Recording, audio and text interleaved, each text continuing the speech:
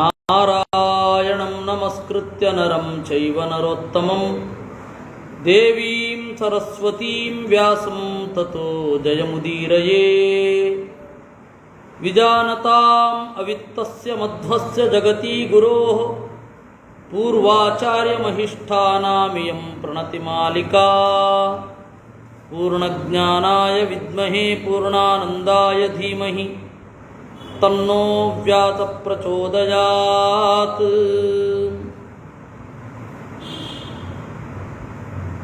ಅವಿನೀತ ಮನುಷ್ಯಂ ತತ್ ಕ್ಷಿಪ್ರಂ ರಾಷ್ಟ್ರಂ ವಿನಶ್ಯತಿ ಯದ್ವೃತ್ತಮುಪಜೀವಂತಿ ಪ್ರಕೃತಿಸ್ಥಸ್ಯ ಮಾನವಾಃ. ಅವಿನೀತ ಮನುಷ್ಯಂ, ಯಾವ ರಾಷ್ಟ್ರದ ಜನತೆ ಅವಿನೀತವಾಗಿರುತ್ತೆ ಆ ರಾಷ್ಟ್ರ ನಾಶ ಆಗುತ್ತೆ. ವಿನೀತ ಆಗಿರುವ ರಾಷ್ಟ್ರ ಅದು ಗೆಲ್ಲುತ್ತೆ. ಅದರಿಂದ ರಾಜನಾದವ ಸ್ವಯಂ ತನ್ನನ್ನು ತಾನು ರಕ್ಷಿಸಿಕೊಳ್ಳಬೇಕು. ಅಂದರೆ ಇಂದ್ರಿಯ ನಿಗ್ರಹ ಮೊದಲಾದವುಗಳಿರಬೇಕು. ಅದು ಪ್ರಜೆಗಳಲ್ಲಿ ಮೂಡುತ್ತೆ. ರಾಜನ ಇಂದ್ರಿಯವೇ ನಿಗ್ರಹ ಇಲ್ಲ ಅಂದರೆ ಉಳಿದವ್ರದ್ದು ಗತಿ ಏನು? ಅಪಕೃತ್ಯ ಬಲಸ್ಥೇನ ದೂರಸ್ಥೋಸ್ಮೀತಿ ನ ಶ್ವಸೇತ್ ಶೇನಾನುಚರಿತೈರ್ಹ್ಯೇತೆ ನಿಪತಂತಿ ಪ್ರಮಾದ್ಯತಃ. ಬಹಳ ಬಲಿಷ್ಠರಿಗೆ ಅಪಕಾರ ಮಾಡಿ ನಾನು ಸುಖವಾಗಿದ್ದೇನೆ, ದೂರ ಇದ್ದೇನೆ ಅಂತ ಅಂದ್ಕೊಳ್ಬಾರದು. ಯಾಕೆ ಅಂದರೆ ಅವರು ಹದ್ದಿನ ತರಹ ನಮ್ಮ ಮೇಲ್ಗಡೆಯೇ ತಿರುಗ್ತಾ ಇರ್ತಾರೆ. ಬಹಳ ಪ್ರಬಲರನ್ನು ಅಪಕರಿಸಿ ಸುಖವಾಗಿರ್ಲಿಕ್ಕೆ ಸಾಧ್ಯ ಇಲ್ಲ. ಅದಕ್ಕೆ ಎಷ್ಟು ಉದಾಹರಣೆಗಳನ್ನ ನೋಡಿದ್ದೇವೆ. ನಮಗೆ ಮೊದಲು ಇಸ್ರೇಲ್ನ ಉದಾಹರಣೆಗಳನ್ನೇ ನೋಡಿದ್ದೇವೆ. ಬಹಳ ದೂರದಲ್ಲಿದ್ದೇನೆ ಅಂತ ಇಸ್ರೇಲಿಂದ ದೂರದಲ್ಲಿ ಇರುವವರ ಎಷ್ಟು ಜನರನ್ನ ಹೊಡೆದಾಕಿದ್ದಾರೆ. ಐಕ್ಮನ್ ಆಗಿರಬಹುದು, ಆಮೇಲೆ ಹಿಮನ್ ಅಂತ ಹೇಳಿ ಹಿಮ್ರಲ್ ಅಂತ ಅವನೊಬ್ಬನ ಹೆಸರು ಹಿಮ್ರಲ್ ಅಂತ. ಅವನು ಹಿಟ್ಲರ್ನ ಅತ್ಯಂತ ಆಪ್ತ. ಆ ಹಿಮ್ಲರ್ನ ಅವನು ಎಲ್ಲೋ ಹೋಗಿದ್ದ ಅರ್ಜೆಂಟೀನಾದಲ್ಲಿ, ಅಲ್ಲಿಂದ ಹಿಡ್ಕೊಂಡು ಬಂದರು. ಅದರಿಂದಾಗಿ ಒಬ್ಬ ಬಲಿಷ್ಠ ಅಂತ ಆದಾಗ ಗುರುತಿಸಿ ಬಹಳ ದೂರದಲ್ಲಿ ನಾನು ಇರ್ತೇನೆ, ಸುಖವಾಗಿರ್ತೇನೆ, ಅವರಿಗೆ ಅಪಕಾರ ಮಾಡಿ ಅಂತ ಅಂದ್ಕೊಳ್ಬೇಡಿ. ಆಮೇಲೆ ಇತ್ತೀಚೆಗೆ ಭಾರತದಲ್ಲಿ ನಡೆದದ್ದನ್ನು ನೀವು ನೋಡಿದ್ದೀರ. ಭೀಷ್ಮಾಚಾರ್ಯರು ಹೇಳ್ತಾರೆ, ಬಲಿಷ್ಠರಿಗೆ ಅಪಕಾರ ಮಾಡಿ ದೂರದಲ್ಲಿದ್ದೇನೆ ಅಂತ ವಿಶ್ವಾಸದಿಂದ ಇರಬಾರದು ಅಂತ. ಕೃಷ್ಣನದ್ದು ಉದಾಹರಣೆ ಇದೆ. ಸತ್ರಾಜಿತ್ ಕೃಷ್ಣನ ಮಾವ, ಅವನನ್ನು ಕೊಂದ ಶತಧನ್ವ ಅನ್ನುವ ಒಬ್ಬ. ಅವ ಮಾಡಿದ್ದೇನು?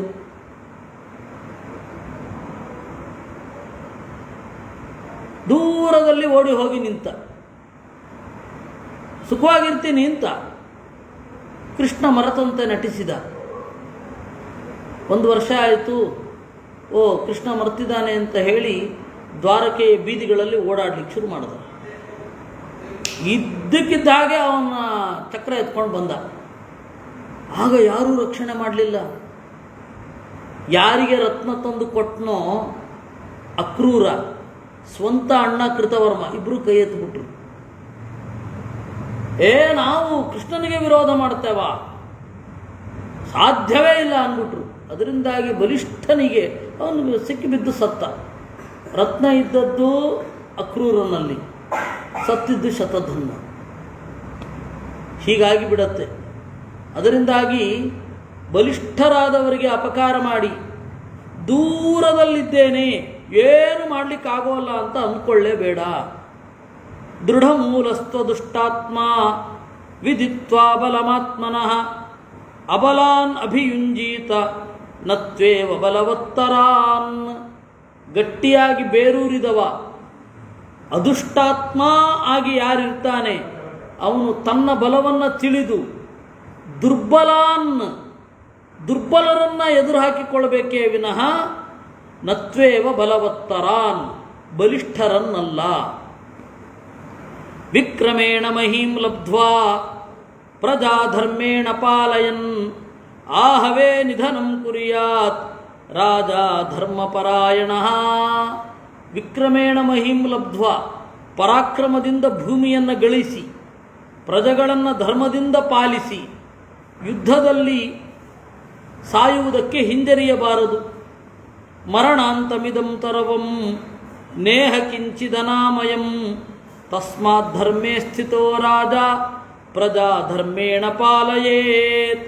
ಮರಣಾಂತಮಿದಂ ಸರ್ವಂ, ಸಾಯುವವರೆಗೆ ಧಾರ್ಮಿಕವಾಗಿ ಇರಬೇಕು ಅಂತ ಅವನು ಯೋಚನೆ ಮಾಡಬೇಕು. ತನ್ನ ಮಿತಿಯಲ್ಲಿ ತನ್ನ ಶಕ್ತಿಯಲ್ಲಿ ಯಾರು ನೆಲೆಗೊಂಡಿರ್ತಾನೆ, ಸತ್ತರೂ ಚಿಂತಿಲ್ಲ, ಈ ಮಿತಿಯನ್ನು ಬಿಟ್ಟು ಹೋಗಲ್ಲ ಅಂತ ಯಾರು ಯೋಚನೆ ಮಾಡಿರ್ತಾನೆ, ಅವನ ಬದುಕು ಇಲ್ಲಿಯೂ ಅಲ್ಲಿಯೂ ಸುಖವಾಗಿ ಇರುತ್ತೆ. ಇಲ್ಲ ಅಂದರೆ ಗೊಂದಲಪುರ, ಯಾರಿಗೇನಾಗ್ತಾ ಇದೆ ಅನ್ನೋದೇ ಗೊತ್ತಾಗುವುದಿಲ್ಲ. ರಕ್ಷಾಧಿಕರಣಂ ಯುದ್ಧಂ ತಥಾ ಧರ್ಮಾನುಶಾಸನಂ ಮಂತ್ರಂ ವಿತ್ತಂ ಸುಖಂ ಕಾಲೇ ಪಂಚಭಿರ್ವರ್ಧತೆ ಮಹೀ. ಒಂದು ದೇಶದ ಅಭಿವೃದ್ಧಿ ಅಂದರೆ ಏನಂತ ಅಂದ್ಕೊಂಡಿದ್ದೀನಿ ನೀನು? ರಕ್ಷಾಧಿಕರಣಂ ಯುದ್ಧಂ, ರಕ್ಷಣೆಗಾಗಿ ಯುದ್ಧ, ತಥಾ ಧರ್ಮಾನುಚಾತನಂ, ಧರ್ಮಕ್ಕಾಗಿ ಆಡಳಿತ, ಅದಕ್ಕಾಗಿ ಮಂತ್ರಾಲೋಚನ, ಹಣ ಮತ್ತು ಕಾಲಿಕವಾದ ಸುಖ, ಟೈಮ್ಲಿ ಬ್ಲಿಸ್ ಅಂತ ಹೇಳ್ತಾರೆ ಅದನ್ನು. ಆ ಯಾವ ಕಾಲದಲ್ಲಿ ಸುಖ ಏನನ್ನು ಅನುಭವಿಸ್ಬೇಕೋ ಅದನ್ನು ಅನುಭವಿಸ್ಬೇಕು. ಚಳಿಗಾಲದಲ್ಲಿ ನಾನು ಮಾವನ್ನು ಬಯಸ್ತೇನೆ ಅಂತಂದರೆ ಸುಖವೇ?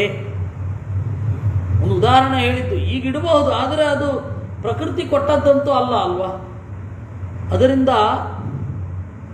ಕಾಲಿಕವಾದ ಸುಖ ಈ 5 ಇತ್ತು ಅಂತಂದರೆ ಪಂಚಭಿರ್ವರ್ಧತೆ ಮಹಿ, ಒಂದು ರಾಷ್ಟ್ರ ಬೆಳೆದಿದೆ ಅಂತ ಅರ್ಥ.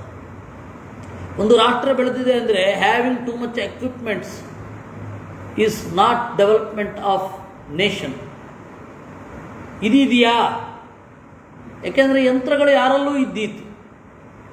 ಯಂತ್ರಗಳನ್ನು ಹೊಂದಿದ ಕೂಡಲೇ ಸುಖ ಆಗಬೇಕು ಅಂತ ಇಲ್ಲ, ಅವ್ರಿಗದು ಗೊತ್ತಾಗ್ತಾ ಇಲ್ಲ. ನಮಗೆ ಇವತ್ತು ಯಂತ್ರಗಳನ್ನು ಹೊಂದಿದರೆ ಒಳಗಿನ ಸುಖ ಸಿಕ್ಬಿಡುತ್ತೆ ಅಂತ ಅಂದ್ಕೊಂಡಿದ್ದೀವಿ. ಸೌಲಭ್ಯ ಸಿಗಬಹುದು, ಸುಖ ಸಿಗೋಲ್ಲ, ಅದು ಅರ್ಥ ಆಗ್ತಾ ಇಲ್ಲ. ಅದರಿಂದಾಗಿ ಜನರ ಈ ತಪ್ಪು ನಡೆ ಏನಾಗತ್ತೆ, ಅವ್ರಿಗೆ ನಾವು ಎಷ್ಟಾದರೂ ಹಣ ಸುರಿತೀವಿ, ನಮಗೆ ಸುಖ ಬೇಕು, ನೆಮ್ಮದಿ ಬೇಕು. ಆಗ ನಾಯಿ ಕೊಡೆ ಥರ ಬಾಬಾಗಳು ಗುರೂಜಿಗಳು ಹುಟ್ಟು ಮಾಡಿದ್ದಾರೆ.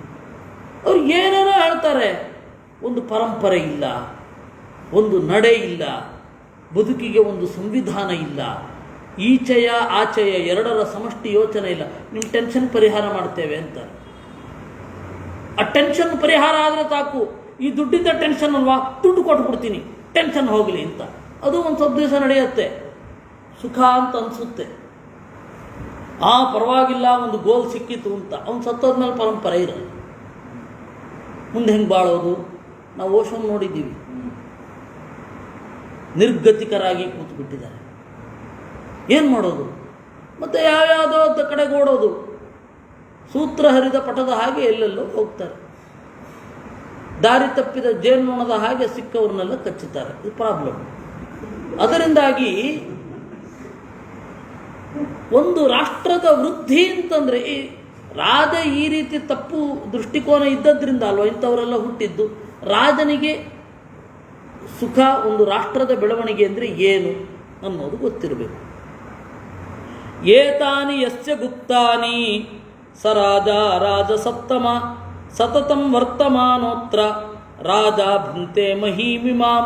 ಯಾರಿಗೆ ಇಷ್ಟು ಕ್ಲಾರಿಟಿ ಇರುತ್ತೆ ರಾಜನಿಗೆ, ಅವನು ಸುಖವಾಗಿ ಬದುಕ್ತಾನೆ, ಸುಖವಾಗಿ ಬದುಕಿಸುತ್ತಾನೆ ಉಳಿದವ್ರನ್ನೆಲ್ಲ. ನೈತಾನ್ಯೇಕೇನ ಶಕ್ಯಾನಿ ಸಾಂತತ್ಯೇನಾನ್ವೇಕ್ಷಿತುಂ ಏತೇಷು ಆಪ್ತಾನ್ ಪ್ರತಿಷ್ಠಾಪ್ಯ ರಾಜ ಭುಂತೆ ಚಿರಂ ಮಹೀಂ. ಇದು ಯಾರಿಗೆ ಕ್ಲಾರಿಟಿ ಇರುತ್ತೋ ಅವನು ಬದುಕ್ತಾನೆ. ಆದರೆ ಇದನ್ನು ಒಬ್ಬನೇ ಮೇಂಟೈನ್ ಮಾಡಲಿಕ್ಕಾಗಲ್ಲ. ಅದಕ್ಕೆ ರಾಜನಿಗೆ ಪರಿವಾರದವರು ಬೇಕು.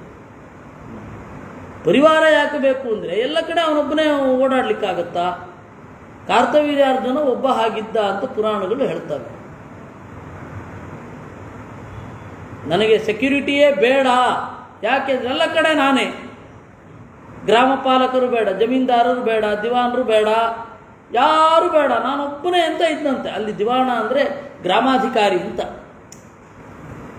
ಯಾರು ಬೇಡ, ನಾನೊಬ್ಬನೇ ಸಾಕು ಅಂತ ಅವನು. ಆಗೋಪಾಲಾವಿಪಾಲೇಭ್ಯ ಸರ್ವತ್ರಾಪ್ಯರ್ಜುನ ಪ್ರಭು ಅಂತ ವಿಷ್ಣು ಪುರಾಣದ ಮಾತು. ಹಸು ಕಳೆದೋದ್ರು ಅವನೇ ನೋಡ್ಕೋತಾ ಇದ್ದ, ಮೇಕೆ ಕಳೆದೋದ್ರು ಅವನೇ ನೋಡ್ಕೋತಾ ಇದ್ದ, 1000 ಕೈಗಳಿತ್ತು, ಎಲ್ಲ ಕಡೆ ವ್ಯಾಪಿಸಿದ್ದ. ಅವನಿಗೇನಾಗಬೇಕು? ಅದು ಬಿಟ್ಟರೆ ಉಳಿದವರಿಗೆ ಒಬ್ಬ ಬೇಕು, ಪರಿವಾರ ಬೇಕು. ಅದಕ್ಕೆ ಹೇಳಿದ್ದು ಏತೇಷು ಆಪ್ತಾನ್ ಪ್ರತಿಷ್ಠಾಪ್ಯ ದಾತಾರಂ ಸಂವಿಭಕ್ತಾರಂ ಆರ್ಜವೋಪಗತಂ ಶುಚಿಂ ಅಸಂತ್ಯಕ್ತ ಮನುಷ್ಯಂಚ ತಂ ಜನ ಕುರುತೆ ಪ್ರಿಯಂ. ದಾತಾರಂ ಕೊಡಬೇಕು, ಸಂವಿಭಕ್ತಾರಂ ಯಾರಿಗೆ ಎಷ್ಟು ಸಲ್ಲಬೇಕು ಅಷ್ಟು ಕೊಡಬೇಕು. ಕೊಡ್ತೇನೆ ಅಂತ ಹೇಳಿ ಸಂತೋಷ ಆದ ಹಾಗೆ ತೀರಾ ಅಯೋಗ್ಯರಿಗೆ ಬಹಳ ಕೊಟ್ಬಿಟ್ರೆ ಏನು ಮಾಡ್ತಾರೆ? ಅದನ್ನು ಅವರು ಕೊಡೋದು ಕಷ್ಟ. ಸಂತೋಷ ಆಯಿತು, ಚೆನ್ನಾಗಿ ಕಸ ಗುಡಿಸ್ತಾ ಇದ್ದು, ತಗೋ ಅಂತ ಹೇಳಿ ಒಂದು ಬಂಗಾರ ಮುಂಗುರ ಎಷ್ಟು ಬಿಟ್ರೆ ಅವನು ಅದನ್ನು ಹೆಂಗೆ ಚಿರುಣಿಸ್ಕೊಳ್ಳೋದಾದರೂ ಹೇಗೆ? ಕೆಲಸಕ್ಕೆ ತಕ್ಕ ಹಣವನ್ನು ಕೊಡಬೇಕು. ಕೆಲವೊಬ್ಬರಿಗೆ ಔದಾರ್ಯ ಉತ್ಕಟವಾಗಿರುತ್ತೆ. ಉತ್ಕಟವಾದ ಔದಾರ್ಯ ಕೆಲವೊಮ್ಮೆ ಅವರಿಗೆ ತೊಂದರೆ ಕೊಟ್ಟುಬಿಡುತ್ತೆ. ಯಾರಿಗೆ? ಯಾರಿಂದ ಇವ್ರು ಯಾರು ಕೊಟ್ಟಿರ್ತಾರಲ್ಲ ಅವ್ರಿಗೆ. ಅದರಿಂದಾಗಿ ಸಂವಿಭಕ್ತಾರಂ, ವಿಭಾಗ ಎಲ್ಲಿ ಎಷ್ಟು ಯಾರಿಗೆ ಎಷ್ಟು ಪಾಲು ಮಾಡಬೇಕು ಅಂತ ಗೊತ್ತಿರಬೇಕು. ಆರ್ಜವೋಪಗತಂ ಶುಚಿಂ, ಆರ್ಜವ ಇರಬೇಕು, ಶುಚಿತ್ವ ಇರಬೇಕು. ಅಸಂತ್ಯಕ್ತ ಮನುಷ್ಯಂಚ, ಮನುಷ್ಯರು ಅಂದರೆ ದ್ವೇಷ, ಮನುಷ್ಯರನ್ನು ಮುಟ್ಟದ ಗುಬ್ಬಿ ಕೆಲವರು ಇರ್ತಾರೆ, ಯಾರು ಕಂಡ್ರೂ ಆಗಲ್ಲ ಅವರು. ಅದನ್ನು ಅವರು ಹೇಳೋದು ಮಾತ್ರ ಬೇರೆ. ನನಗೆ ಯಾರು ಸೆಟ್ ಆಗಲ್ಲ, ಅಯ್ಯೋ ಎಲ್ಲರಿಗೂ ನೀನು ಸೆಟ್ ಆಗಬೇಕು, ನಿನಗೆ ಯಾರು ಸೆಟ್ ಬೇರೆಯವ್ರು ನೀನು ಸೆಟ್ ಆಗಬೇಕು. ಅದನ್ನು ಅವರು ಸಮರ್ಥನೆ ಮಾಡ್ಕೊಳ್ಳೋದು ನೋಡಬೇಕು ನೀವು. ಅಸಂತ್ಯಕ್ತ ಮನುಷ್ಯಂ, ಏಕೆಂದರೆ ನಿನಗೆ ಯಾರು ಸರಿಯಾಗಲ್ಲ ಅಂದರೆ ಅಹಂಭಾವ, ನನಗೆಲ್ಲರೂ ಸೆಟ್ ಆಗುತ್ತೆ. ಒಂದು ಸಂವಿಧಾನ ಇದೆ, ಅದಕ್ಕೆ ಸೆಟ್ ಆಗಲಿ ಅಂತ ಹೇಳಲಿ. ಬೇಕಂದರೆ ನನಗೆ ಯಾರು ಸೆಟ್ ಆಗಲ್ಲ, ನನ್ನದೇ ಒಂದು ಸಂವಿಧಾನ ಇದೆ, ನನಗೆ ನೀವು ಸೆಟ್ ಆಗಬೇಕು ಅಲ್ಲ. ತಪ್ಪು ಮಾಡ್ತಾರೆ ಅಂದರೆ ಕ್ಷಮಿಸಬೇಕಲ್ವಾ? ಯಾರು ತಪ್ಪನ್ನು ಕ್ಷಮಿಸೋದೇ ಇಲ್ಲ. ಬಹಳ ಒರಟಾಗಿ ಇರ್ತೇನೆ, ಸ್ಟ್ರೈಟ್ ಫಾರ್ವರ್ಡು, ತಮ್ಮ ದುಷ್ಟತನಕ್ಕೆ, ತಮ್ಮ ಇದಕ್ಕೆ ಸ್ಟ್ರೈಟ್ ಫಾರ್ವರ್ಡ್. ಬೇರೆಯವ್ರ ಬಗ್ಗೆ ನೀನು ಸ್ಟ್ರೈಟ್ ಫಾರ್ವರ್ಡ್ ಆಗಿರಬಾರ್ದು, ನಿನ್ನ ಬಗ್ಗೆ ನೀನು ಸ್ಟ್ರೈಟ್ ಫಾರ್ವರ್ಡ್ ಆಗಿರಬೇಕು. ನಮ್ಮ ತಪ್ಪಿನ ಬಗ್ಗೆ ನಾವು ಸ್ಟ್ರೈಟ್ ಫಾರ್ವರ್ಡ್ ಆಗಬೇಕೇ ವಿನಃ ಬೇರೆಯವ್ರನ್ನ ಗದರಿಸೋದ್ರಲ್ಲಿ ಏನಿದೆ? ಅದರಿಂದಾಗಿ ಅಸಂತ್ಯಕ್ತ ಮನುಷ್ಯನಾಗಿರಬೇಕು, ಅಂಥವನನ್ನು ಅಧಿಕಾರಿಯಾಗಿ ನೇಮಿಸಬೇಕು. ಯಸ್ತು ನೈಶ್ರೇಯ ಸಂಜ್ಞಾತ್ವ ಜ್ಞಾನೇನ ಪ್ರತಿಪದ್ಯತೆ ಆತ್ಮನೋ ಮತಮುತ್ಸೃಜ್ಯ ತಂ ಲೋಕೋನು ವಿಧೀಯತೆ.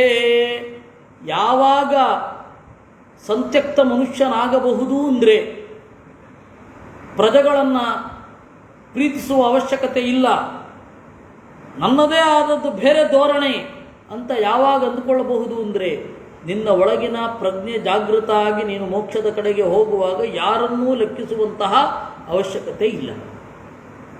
ಇಲ್ಲ ಅಂದರೆ ಸಮಾಜದ ಜೊತೆಗೇನೆ ಬಾಳಬೇಕು. ಎಷ್ಟು ನೈಶ್ರೇಯ ಸಂಶ್ರುತ್ವ ಜ್ಞಾನೇನ ಪ್ರತಿಪದ್ಯತೆ.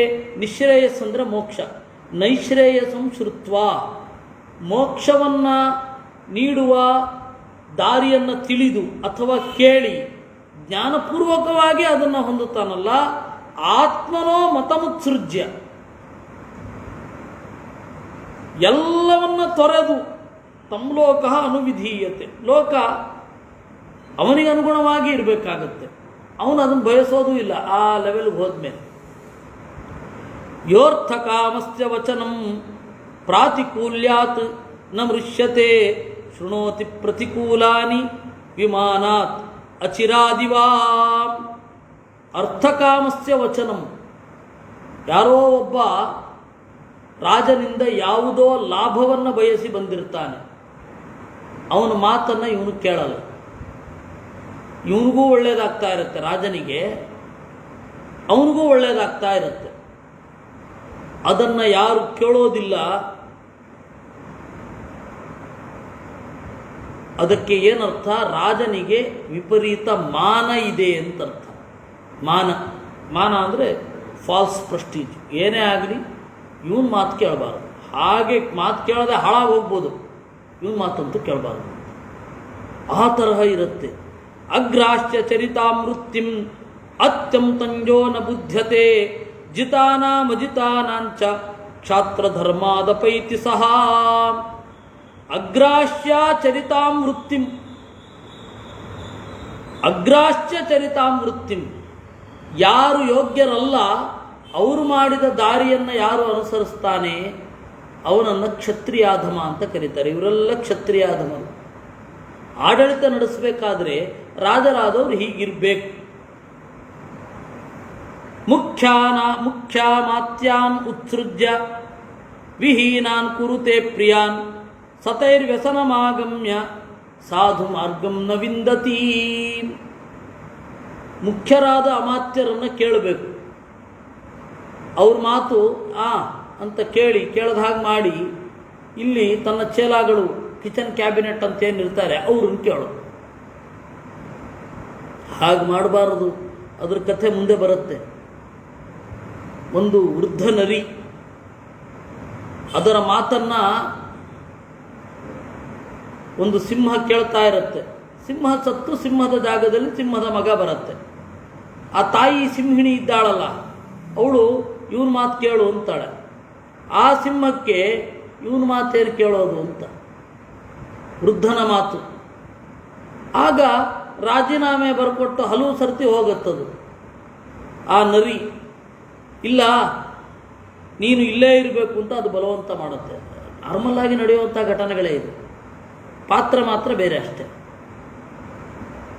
ಅದರಿಂದಾಗಿ ಮುಖ್ಯಾನ್ ಅಮಾತ್ಯಾನ್ ಉತ್ಸೃಜ್ಯ, ಯಾರು ಯೋಗ್ಯರು, ಪರಂಪರೆಯಿಂದ ಬಂದವರು, ಶಾಸ್ತ್ರವನ್ನು ಬಲ್ಲವರು, ಅವರ ಪ್ರಜ್ಞೆ ನಿಷ್ಠೆ ಯಾರಲ್ಲಿ ಪ್ರೂವ್ ಆಗಿದೆ ಅವರನ್ನು ಬಿಟ್ಟು ವಿಹೀನಾನ್ ಪರ್ಯಪೃಚ್ಛತಿ, ಅತ್ಯಂತ ಕಳಪೆ ಜನಗಳನ್ನು ಕೇಳೋದು. ಏನು ಮಾಡಬೇಕು ಅಂತ ಅವ್ರ ಹತ್ರ, ಕಳಪೆ ಜನಗಳ ಹತ್ರ ಮಾಹಿತಿ ಅಷ್ಟೇ ಪಡ್ಕೋಬೇಕು. ಒಬ್ಬ ಪೊಲೀಸ್ ಅಧಿಕಾರಿ ಏನು ಮಾಡ್ತಾನೆ, ಖಬರ್ದಾರ್ ಇವ್ರನ್ನೆಲ್ಲ ನೇಮಿಸ್ತಾರೆ, ಖಬರ್ ಮಿಲಿ ಅಂತ ಅಷ್ಟೇ ಹೇಳ್ತಾರೆ. ಸುದ್ದಿ ಮುಟ್ಟಿತ್ತು, ಅವ್ರನ್ನೆಲ್ಲ ಕಂಟ್ರೋಲ್ ರೂಮಿಗೆ ಕರೆಸಿ ಸಲಹೆ ತಗೊಳ್ಳೋದೆ, ಅದನ್ನು ಇವರೇ ತೀರ್ಮಾನ ಮಾಡಬೇಕು. ಅವ್ರ ಹತ್ರ ಮಾಹಿತಿ ಮಾತ್ರ ತಗೊಳ್ಬೇಕು. ಯಾರು ಎಲ್ಲಿ ಎಷ್ಟಕ್ಕೆ ಬಳಸಬೇಕು ಅಷ್ಟಕ್ಕೆ ಬಳಸಬೇಕು. ಯಾರು ಹಾಗೆ ಬಳಸೋಲ್ಲ ಕ್ಷತ್ರಧರ್ಮಾದ ಅಪೈತಿ ಸಹ. ಯಕ್ಕಲ್ಯಾಣ ಗುಣಾನ್ ಜ್ಞಾತೀನ್ ದ್ವೇಷಾನ್ನಾತಿ ಬುಭೂಚತೆ ಅದೃಢಾತ್ಮ ದೃಢಕ್ರೋಧ ನಾಸ್ಯಾರ್ಥೋ ರಮತೆಂತಿಕೆ. ಒಳ್ಳೆಯ ಗುಣಗಳನ್ನು ದ್ವೇಷದಿಂದ ಲೆಕ್ಕಿಸದೇ ಇರುವುದು, ಅದೃಢಾತ್ಮ ಮನಸ್ಸು ಚಂಚಲವಾಗಿರೋದು, ಕ್ರೋಧ ಮಾತ್ರ ದೃಢ. ಅದೃಢಾತ್ಮ ದೃಢಕ್ರೋಧ, ಮನಸ್ಸು ಗಟ್ಟಿಯಾಗಿರಬೇಕು, ಸಿಟ್ಟು ಗಟ್ಟಿಯಾಗಿರಬೇಕು. ಸಿಟ್ಟು ಮಾತ್ರ ಗಟ್ಟಿಯಾಗಿ, ಮನಸ್ಸು ಚಂಚಲ. ಹೀಗಿದ್ರೆ ಅವನು ನಾಸ್ಯಾರ್ಥೋ ರಮತೆಂತಿಕೆ, ಅವನಿಗೆ ಸಂಪತ್ತು ಸಿಗೋಲ್ಲ. ಅಥಯೋ ಗುಣತಂಪನ್ನಾನ್ ಹೃದಯಸ್ಯ ಪ್ರಿಯಾನಪಿ ಪ್ರಿಯೇಣ ಕುರುತೆ ವಶ್ಯಾನ್ ಚಿರಂ ಯಶಸ್ಸಿ ತಿಷ್ಠತಿ. ಯಾರು ಗುಣಸಂಪನ್ನರಿರ್ತಾರೆ ಅವ್ರ ಇಷ್ಟ ಇರಲ್ಲ ಅವನಿಗೆ, ಯಾಕೋ ನಿನ್ನ ಕಂಡ್ರೆ ಇಷ್ಟ ಆಗಲ್ಲ. ಆದರೆ ಗುಣಸಂಪನ್ನರು, ನನಗೆ ವೈಯಕ್ತಿಕವಾಗಿ ಇಷ್ಟ ಇಲ್ಲದೆ ಹೋದರೂ ಗುಣಸಂಪನ್ನರು ಅಂತ ಗೌರವಿಸಬೇಕು. ಒಬ್ಬ ರಾಜ, ಅವನಿಗೆ ಕೀರ್ತಿ ಇರುತ್ತೆ. ನನಗೆ ಅಪ್ರಿಯರು ಗುಣಸಂಪನ್ನರಲ್ಲ, ಅವನು ತಗೊಂಡು ಎಂತ ಮಾಡೋದು? ನನಗೆ ಪ್ರಿಯರು, ಅವ್ರನ್ನ ಕಂಡ್ರೆ ಭಾರೀ ಇಷ್ಟ, ಆದರೆ ಗುಣಸಂಪನ್ನರಲ್ಲ. ಯಾಕೋ ಅವನು ಕಂಡ್ರೆ ಇಷ್ಟ ಅಷ್ಟೆ. ಹಾಗೆಲ್ಲ ರಾಜನಾದ ಒಂದು ತೀರ್ಮಾನ ತಗೊಳ್ಲಿಕ್ಕೆ ಆಗ್ತಾ? ಗುಣ ಇದ್ದಲ್ಲಿ ಗೌರವಿಸ್ಬೇಕಷ್ಟೇ. ನಾ ಕಾಲೇ ಪ್ರಣಯೇದರ್ಥಾನ್ ನಾ ಪ್ರಿಯೇ ಜಾತ ಸಂಜ್ವರೇತ್ ಪ್ರಿಯೇ ನಾತಿ ಭೃಜಂ ಹೃದ್ಯೇತ್ ಯುಜ್ಯೇದ್ ಆರೋಗ್ಯ ಕರ್ಮಣಿ. ನೋಡಿ, ಇನ್ನೂ ಸೂತ್ರ ಕೊಡ್ತೇನೆ ಅಂತಾರೆ. ನಾ ಕಾಲೇ ಪ್ರಣಯೇದರ್ಥಾನ್, ಅಕಾಲದಲ್ಲಿ ಸ್ಟ್ರಾಟಜಿಗಳನ್ನು ಮಾಡಬಾರ್ದು. ನಾ ಪ್ರಿಯೇ ಜಾತ ಸಂಜ್ವರೇತ್, ನಮಗೆ ಯಾರನ್ನ ಕಂಡ್ರೆ ಆಗಲ್ಲ ಅವ್ರ ಬಗ್ಗೆ ವಿಪರೀತ ತಲೆ ಕೆಡಿಸ್ಕೊಳ್ಬಾರ್ದು. ಕುಂತರು ನಿಂತರು ಅವನದೇ ಧ್ಯಾನ ಅಂತ ಆಗ್ಬಿಟ್ರೆ ಅಪ್ರಿಯನಾದವನ ಬಗ್ಗೆ ಹಾಗಾಗಬಾರದು. ಪ್ರಿಯೇ ನಾತಿ ಭೃಚಂ ಹೃಷ್ಯೇತ್, ಒಬ್ಬ ಪ್ರಿಯ ಇರ್ತಾನೆ, ಅವನ ಬಗ್ಗೆ ಯಾವ ರೀತಿ ಪ್ರೀತಿ ಅಂತ ಹೇಳಿದ್ರೆ ನಮ್ಮನ್ನೇ ತ್ಯಾಗ ಮಾಡಿಕೊಳ್ಳುವಷ್ಟು ಪ್ರೀತಿ ರಾಜರಿಗಿರಬಾರದು. ಯುಜ್ಯೇದ್ ಆರೋಗ್ಯ ಕರ್ಮಣಿ, ಮುಖ್ಯವಾಗಿ ರೋಗ ಬರದಂತೆ ರಾಜರಾದವರು ನೋಡ್ಕೋಬೇಕು. ಎಷ್ಟೋ ಜನ ಸತ್ತಿದ್ದು ಹಾಗೆ. ಶಿವಾಜಿ ಸತ್ತಿದ್ದು ಹೇಗೆ ಅಂತಂದರೆ, ಬೆತ್ತಲೆ ಕುದುರೆಯನ್ನು ಏರಿ ಓಡಿಸುವ ಚಟ ಶಿವಾಜಿಗೆ. ಅದರ ಮೇಲಿರುವ ಒಂದು ಹುಣ್ಣು ಅವನಿಗೆ ತಾಗಿ ಅದು ಸಾಂಕ್ರಾಮಿಕವಾಗಿ ಸತ್ತಿದ್ದು ಇತಿ ಶುಶ್ರೂಮ ಪೂರ್ವೇಶ, ನಾವು ಹೀಗೆ ಕೇಳ್ತೇವೆ. ಇನ್ನು ಕೃಷ್ಣದೇವರಾಯ ವಿಪರೀತ ವ್ಯಾಯಾಮ. ಎಷ್ಟು ವ್ಯಾಯಾಮ ಅಂದರೆ ಕುಡಿದ 1/4 ಲೀಟ್ರು ಎಣ್ಣೆ ಅಂದರೆ ಎಳ್ಳಿನ ಎಣ್ಣೆ, ಅದನ್ನು ಕುಡಿದು ಬಲಾತ್ಕಾರವಾಗಿ ವ್ಯಾಯಾಮ ಮಾಡಿ ಅದು ಬೆವರಾಗಿ ಹೊರಗಡೆ ಬರಬೇಕು. ಆ ಥರ ಫಿಟ್ನೆಸ್ ಮೇಂಟೈನ್ ಮಾಡೋದು. ಅವನ ಚಿತ್ರಣವನ್ನು ಯಾವುದೋ ಮಂಟಪದಲ್ಲಿ ಇಟ್ಟಿದ್ದಾರೆ, ಅಲ್ಲೇ ಅವನನ್ನೇ ಕೆತ್ತಿ ಇಟ್ಟಿರೋದು. ಹಜಾರರಾಮನ ದೇವಸ್ಥಾನವ ವಿಠಲನ ಅಲ್ಲಿ ಒಂದು ಮಂಟಪ ಇದೆ, ಕಲ್ಯಾಣ ಮಂಟಪ, ಅಲ್ಲಿ ಇಟ್ಟಿದ್ದಾರೆ. ಅವನು ನೋಡ್ಬೋದು ಹಿಂಗೆ. ಅವನು 1/2 ಲೀಟ್ರಿಗೆ ಎದುರ್ತಾನೆ. ಎಣ್ಣೆ ಜಾಸ್ತಿಯಾಗಿ ಒಂದು ಸಣ್ಣ ಗಾಯ ಆಯಿತು, ಅದು ಮಾಯಿಲೇ ಇಲ್ಲ. ಹೀಗೆ ಯುಜ್ಯೇದ್ ಆರೋಗ್ಯ ಕರ್ಮಣಿ, ವಿಪರೀತ ವ್ಯಾಯಾಮ ಮಾಡೋದು ಇತ್ಯಾದಿಗಳೆಲ್ಲ ಕೆಲವೊಮ್ಮೆ ನಮಗೆ ಉಲ್ಟಾ ಹೊಡೆದುಬಿಡುತ್ತೆ. ಕೇ ನಾನುರಕ್ತ ರಾಜಾನಃ ಕೇ ದಯಾಂ ತಮುಪಾಶ್ರಿತಾ ಮಧ್ಯಸ್ಥ ದೋಚಾಖ್ಯೇ ಚೈಚಾಂ ಇತಿ ನಿತ್ಯಂ ವಿಚಿಂತಯೇತ್. ತನ್ನ ಸುತ್ತಮುತ್ತಲ ರಾಷ್ಟ್ರದವರನ್ನು ಪೂರ್ಣವಾಗಿ ನೋಡ್ತಾ ಇರಬೇಕು. ಯಾವ ರಾಜರಿಗೆ ನಾನಿಷ್ಟ ಇಲ್ಲ, ಯಾರ ದಯೆಯನ್ನು ನಾನು ಹೊಂದಬೇಕಿದೆ, ಯಾರು ಮಧ್ಯಸ್ಥರು, ಅವರ ದೋಷಗಳೇನು. ನ ಜಾತು ಬಲವಾನ್ ಭೂತ್ವಾ ದುರ್ಬಲೇ ವಿಶ್ವಸೇದ್ ಬುಧ ಭಾರುಂಡ ತದೃಚಾಹ್ಯೇತೆ ನಿಪತಂತಿ ಪ್ರಮಾದ್ಯತಃ. ಬಲಿಷ್ಠನಾಗಿದ್ದುಕೊಂಡು ದುರ್ಬಲರಲ್ಲಿ ವಿಶ್ವಾಸ ಇಡಬೇಡ. ಯಾಕೆ ಅಂದರೆ ಅವರು ಜೀರುಂಡೆಗಳ ತರಹ ಗುಂಗ್ ಅಂತ ಇರ್ತಾರೆ, ಯಾವ ಕಿವಿಗೆ ಹೋಗ್ತಾರೋ ಗೊತ್ತಿಲ್ಲ. ಅಪಿ ಸರ್ವೈರ್ಗುಣೈರ್ಯುಕ್ತಂ ಭರ್ತಾರಂ ಪ್ರಿಯವಾದಿನಂ ಅಭಿದೃಶ್ಯತಿ ಪಾಪಾತ್ಮ ತಸ್ಮಾದ್ಧಿ ವಿಜಯೇ ಜನಾನ್. ಎಲ್ಲ ಗುಣಗಳಿಂದ ಕೂಡಿದ್ರೂ ದೊರೆಯನ್ನು ಕುರಿತು ಆಗದ ಸೇವಕರು ಇರ್ತಾರೆ. ಸೇವಕರಿಗೆ ಕೆಲವೊಮ್ಮೆ ಇಷ್ಟ ಆಗ್ತಾ ಇರಲ್ಲ, ಅವ್ರ ಬಗ್ಗೆನೂ ಎಚ್ಚರದಿಂದ ಇರಬೇಕು. ಭೀಷ್ಮ ಏತದ್ ರಾಜೋಪನಿಷದಂ ಯಯಾತಿ ಸ್ವಾಹನಾಹುತಃ ಮನುಷ್ಯ ವಿಜಯೇ ಯುಕ್ತೋ ಹಂತಿ ಶತ್ರುನ್ ಸಬಾಂಧವಾನ್. ಇಷ್ಟು ಹೇಳಿ ರಾಜೋಪನಿಷತ್ತು. ಏನು ರಾಜೋಪನಿಷತ್ತು? ಉಪನಿಷತ್ತು ಅಂದರೆ ರಹಸ್ಯ, ರಾಜರಹಸ್ಯ ಅಂತ. ಆ ರಾಜರಹಸ್ಯವನ್ನು ಯಯಾತಿ ಹೇಳಿದ, ಇದು ರಾಜರಹಸ್ಯ. ವಾಮದೇವ ಅಯುದ್ಧೇನೈವ ವಿಜಯಂ ವರ್ಧಯೇದ್ವಸುಧಾಧಿಪ ಜಘನ್ಯಮಾಹುರ್ವಿಜಯಂ ಯದ್ಯುದ್ಧೇನ ನರಾಧಿಪ. ವಾಮದೇವನ ಮಾತನ್ನು ಮುಂದುವರಿಸ್ತಾನೆ. ಅಯುದ್ಧೇನೈವ ವಿಜಯಂ, ಸಾಧ್ಯವಾದಷ್ಟು ಯುದ್ಧವಿಲ್ಲದೆ ಗೆದ್ದುಕೋಬೇಕು. ಯುದ್ಧದಿಂದ ಪಡೆದುಕೊಳ್ಳುವ ಬಲ ಇದೆಯಲ್ಲ, ಅದು ಪರಾಜಯವೇ. ಯಾಕೆಂದರೆ ಯುದ್ಧಕ್ಕಾಗಿ ಬಳಸಿದ ಮಾಡಿದ ಖರ್ಚು ಇದೆಯಲ್ಲ, ಅದು ರಿಕವರ್ ಆಗಲಿಕ್ಕೆ ಬಹಳ ಟೈಮ್ ಬೇಕು. ಒಂದು ಯುದ್ಧ ಶುರು ಆಯಿತು ಅಂತಂದರೆ ಶೇರ್ಪೇಟೆ ಹೆಂಗೆ ಕುಸಿಯುತ್ತೆ ಅಂತ ನೋಡೇ ಇದ್ದೀರ ನೀವು. ಯಾಕೆಂದರೆ ಭರವಸೆ ಇಲ್ಲ. ಬಹಳ ಯುದ್ಧ ಆದಮೇಲೆ ಜನರನ್ನು ಸಂತೈಸಬೇಕಾಗತ್ತೆ. ವ್ಯಗ್ರವಾಗಿಬಿಟ್ಟಿರ್ತಾರೆ. ಅದನ್ನು ಉಳಿಸ್ಕೊಳ್ಳಿಕ್ಕೆ, ಗೆದ್ದ ಗೆಲುವನ್ನು ಉಳಿಸ್ಕೊಳ್ಳಿಕ್ಕೆ ಬಹಳ ದೂರ ಪ್ರಯಾಣ ಮಾಡಬೇಕಾಗತ್ತೆ. ಬಹಳ ಸ್ಟ್ರಾಟಜಿಗಳನ್ನು ಹಾಕ್ಕೊಂಡಿರಬೇಕು. ಇಲ್ಲಾಂದರೆ ಗತಿ ಏನು? ಆ ಕಾರಣದಿಂದ ಯುದ್ಧ ಇಲ್ಲದೆ ಯಾವ ರೀತಿ ಒಬ್ಬರನ್ನ ಗೆಲ್ಲಬೇಕು ಅಂತ ನೋಡಬೇಕು. ಯುದ್ಧ ಅನ್ನೋದು ಲಾಸ್ಟ್ ಆಪ್ಷನ್. ನ ಚಾಪ್ಯಲಬ್ಧಂ ಲಿಪ್ಸೇತ ಮೂಲೇನಾತಿ ದೃಢೇ ಸತಿ ನಹಿ ದುರ್ಬಲ ಮೂಲಸ್ಯ ರಾಜ್ಞೋ ಲಾಭೋ ವಿವರ್ಧತೆ. ಒಂದರ ಲಾಭ ಪಡಿಬೇಕಾದರೆ ಅದರ ಮೂಲ ನಮ್ಮಲ್ಲಿ ಎಷ್ಟಿದೆ ಅನ್ನೋದು ಇರಬೇಕು. ಆ ಪ್ರಯೋಜನಕ್ಕೆ ನಾವು ಯೋಗ್ಯರ, ಅದು ಪೂರ್ಣ ಅರಿವಿರಬೇಕು. ಆಮೇಲೆ ಉಳಿದದ್ದು. ಪ್ರಯೋಜನದ ಬಗ್ಗೆ ಅರಿವೇ ಇಲ್ಲ, ಪ್ರಯೋಜನದ ಬಗ್ಗೆ ಪೂರ್ತಿ ಬಯಕೆ ಇದೆ, ಇಲ್ಲ. ಪ್ರಯೋಜನದ ಬಗ್ಗೆ ಉತ್ಕಟವಾದ ಆಕಾಂಕ್ಷೆ ಇದೆ, ಬೇಕು ನನಗೆ ಪ್ರಯೋಜನ ಅಂತ. ಅದಕ್ಕೆ ಯೋಗ್ಯತೆ ನನ್ನಲ್ಲಿದೆಯಾ? ಅದೆಲ್ಲ ನೋಡ್ಕೊಳ್ಳಿಕ್ಕಾಗ, ಎಲ್ಲ ಸರಿಯೆಲ್ಲ ಮಾಡ್ಕೊಳ್ಳಿಕ್ಕಾಗ. 1000 ಜನ ಸೇರಬೇಕು ನನ್ನ ಉಪನ್ಯಾಸಕ್ಕೆ ಅಂತ ನನ್ನ ಬಯಕೆ.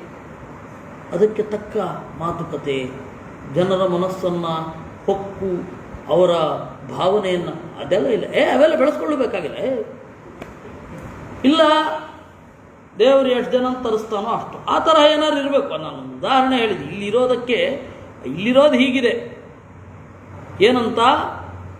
ನಚಾಪಿ ಅಲಬ್ಧಂ ಲಿಪ್ಸೇತ. ಸಿಗದ್ದರ ಬಗ್ಗೆ ತಲೆ ಕೆಡಿಸ್ಕೊಳ್ಬೇಡ. ಮೂಲೇನಾತಿ ದೃಢೇ ಸತಿ. ಮೂಲವಾದದ್ದು ದೃಢವಾಗಿರದೆ ಹೋದರೆ ನಾನು ಅದನ್ನು ಗೆಲ್ಲಬೇಕು, ಇದನ್ನು ಗೆಲ್ಲಬೇಕು, ಸ್ಟ್ರಾಟಜಿಯಲ್ಲಿ ಗೆಲ್ಲಬೇಕು ಅಷ್ಟೆ. ಒಂದು ನನ್ನ ಜೀವನದಲ್ಲಿ ಆದ ವಿಚಿತ್ರ ಘಟನೆಯನ್ನು ಹೇಳ್ತೇನೆ. ಒಬ್ಬ ಬಂದ. ನಾವು ಮಧುರೈನಲ್ಲಿ ಎಲ್ಲೋ ಇದ್ವಿ, ಭಂಡಾರಕೆರೆ ಸ್ವಾಮಿಗಳ ಜೊತೆ. ಸನ್ಯಾಸ ಎಲ್ಲಿ ಕೊಡ್ತಾರೆ ಇಲ್ಲಿ ಅಂತ ಕೇಳ. ಸನ್ಯಾಸ ಎಲ್ಲಿ ಕೊಡ್ತಾರೆ? ಬಂದ ಸ್ವಾಮಿಗಳ ಹತ್ರ ಸೀದಾ ಒಂದು ಸನ್ಯಾಸ ಕೊಡಿ ನನಗೆ ಎಂದ. ನೀನು ಯಾರು, ಯಾಕೆ, ಎಲ್ಲಿ ಅಂತೆಲ್ಲ ಕೇಳಿದ್ರು ಅವರು. ಕೇಳಲೇಬೇಕಲ್ಲ, ನಂಗೆ ಗೊತ್ತಿಲ್ಲ, ಸನ್ಯಾಸ ಕೊಟ್ಬಿಡಿ. ಅಲ್ಲ, ಏನಪ್ಪ ನಿನಗೆ ವೈರಾಗ್ಯವಂತ, ಹಾಗಂದ್ರೆ ಏನು ಅಂತ ಕೇಳ್ತಾರೆ. ಯಾಕೆ ನಿನಗೆ ಇದು ಎಲ್ಲ ಯಾಕೆ ಬೇಡ ಎಲ್ಲ ಕೇಳಿದ್ರು. ಏನು ಪ್ರಶ್ನೆಗೂ ಉತ್ತರ ಇಲ್ಲ, ಬೇಕು ಅಷ್ಟೇ. ಆಮೇಲೆ ಗೊತ್ತಾಯ್ತು ಅವನಿಗೇನೋ ಅಪರಾಧ ಮಾಡಿ ತಪ್ಪಿಸಿ ತಿರುಗ್ತಾ ಇದ್ದ ಅಂತ. ಅದಕ್ಕೆ ಒಂದು ಸನ್ಯಾಸಿ ಹಾಕ್ಬಿಟ್ರೆ ಪೊಲೀಸರು ನನ್ನನ್ನು ಮುಟ್ಟಾವ ಅಷ್ಟೇ. ಅವನ ತಲೆ ನನ್ನ ಸನ್ಯಾಸ ಇಮಿಡಿಯೇಟ್ ಆಗಬೇಕು ಅವನಿಗೆ. ಅದಕ್ಕೆ ಬಂದಿದ್ದ ಅವನಿಗೆ ಇದು ಯಾವುದರ ಸಂಪರ್ಕವೂ ಇರಲಿಲ್ಲ, ಇದು ಯಾವ ಹಿನ್ನೆಲೆಯೂ ಇರಲಿಲ್ಲ. ಹಿನ್ನೆಲೆ ಇಲ್ಲದೆ ಫಲವನ್ನು ಬಯಸಬೇಡ. ರಾಜನಾದವನಿಗೆ ಒಂದು ಒಳ್ಳೆಯ ನೆಟ್ವರ್ಕ್ ಇರಬೇಕು, ಇದೆಲ್ಲ ಮೂಲ. ಒಂದು ಅರ್ಥಸಿದ್ಧಿಗೆ ಪ್ರಯೋಜನ ಇಲ್ಲಿ ತೀರಾ ಸಾಮಾನ್ಯವಾದ ಸೂತ್ರ. ಇದನ್ನು ಬಿಡಿಸ್ಕೊಂಡು ಹೋದರೆ ಇಷ್ಟೆಲ್ಲ ಸಿಗತ್ತೆ. ಮೂಲ ಯಾವುದು? ಮೂಲ ದೃಢವಾಗಿರದೆ ಹೋದಾಗ ಏನೇನನ್ನೋ ಬಯಸಬೇಡ. ನಹಿ ದುರ್ಬಲ ಮೂಲಸ್ಯ ರಾಜ್ಞೋ ಲಾಭೋ ವಿವರ್ಧತೆ. ಯಾರ ಮೂಲ ದುರ್ಬಲವೋ ಅವನ ಸಂಪತ್ತು ಎಲ್ಲಿಂದ ಬೆಳೀಲಿಕ್ಕೆ ಸಾಧ್ಯ? ಯಸ್ಯ ಸ್ಫೀತೋ ಜನಪದ ಸಂಪನ್ನ ಪ್ರಿಯ ರಾಜಕ ಸಂತುಷ್ಟ ಪುಷ್ಟ ಸಚಿವೋ ದೃಢ ಮೂಲ ಪಾರ್ಥಿವ. ಸರಿ, ಮೂಲ ಸರಿಯಾಗಿರೋದು ಅಂದ್ರೆ ಏನು? ಬೇರು ಅಂದರೆ ಏನು? ಯಸ್ಯ ಸ್ಫೀತೋ ಜನಪದ. ಮೊದಲು